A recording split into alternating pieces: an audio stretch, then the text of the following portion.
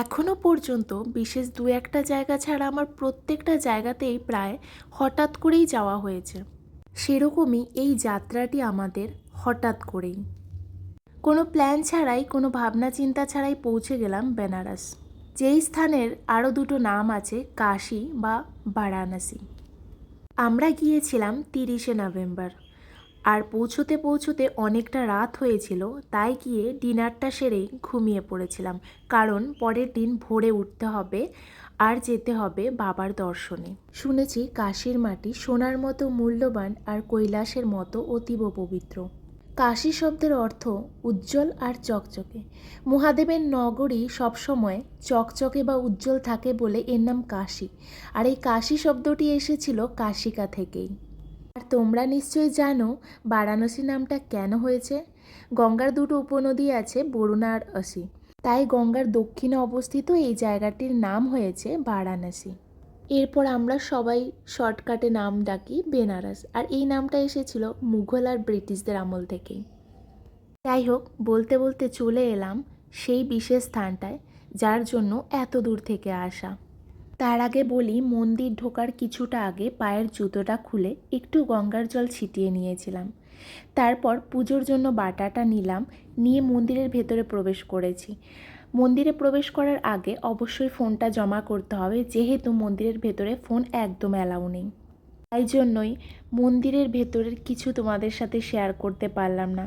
দূর থেকেই তোমরা দর্শন করে নাও এই কাশী বিশ্বনাথ মন্দির। আচ্ছা বলো তো, কে কে তোমরা কাশী বিশ্বনাথ মন্দিরে পুজো করতে গিয়েছিলে বা দর্শন করতে গিয়েছিলে? জানো তো, আমি ওখান থেকে চলে এসেছি বহুদিন, বাট আমার কেন জানি না মনটা ওখানেই পড়ে আছে। আমাকে যদি কেউ বলে তুমি কোথায় বারবার যেতে চাও, আমি বলবো কাশী বিশ্বনাথ মন্দির দর্শন আমি বারবার যেতে চাই। জানো তো, আমি ওখানে পুজো দিতে গেছি আর আমার চোখ থেকে টপ টপ করে জল পড়ছিল। আমি জানি না কেন কেন এই অদ্ভুত অনুভূতিটা হয়েছিল। আমার কেন জানি না মনে হচ্ছে আমি যেন কি একটা ফেলে এসেছি। কোনো একদিন সুযোগ হলে আমি অবশ্যই আবার যাব।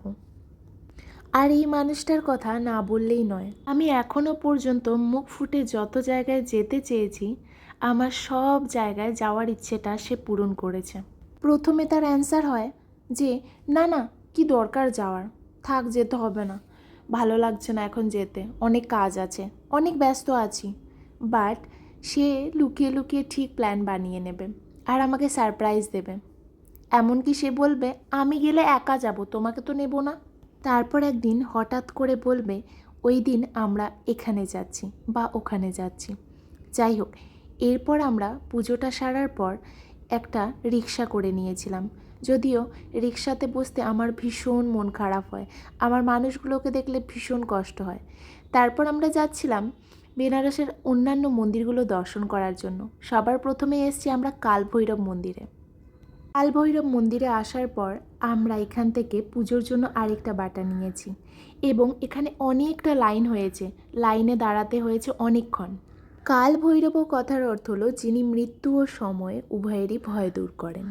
তোমরা সবাই জানো কালভৈরব শিবের একটা উগ্র রূপ ছিল। এখানেও মন্দিরের ভেতরে একদম ফোন অ্যালাউ নেই। মন্দিরের ভেতরের পেছন দরজায় ক্ষেত্রপাল ভৈরবেরও একটা মূর্তি রয়েছে। যাই হোক, এখানেও পুজোটা সেরে আমরা একটু বেরোলাম এখানকার বিখ্যাত স্ট্রিট ফুডগুলো ট্রাই করার জন্য। এরপর আমরা যাব মৃত্যুঞ্জয় মন্দির দর্শনের জন্য, যা কালভৈরব মন্দিরের সোজাসুজি উল্টো পথেই পড়ে। এখানে একটা প্রাচীন কূপ রয়েছে, শুনেছি এই কূপের জল পান করলে নাকি রোগ নিরাময় হয়।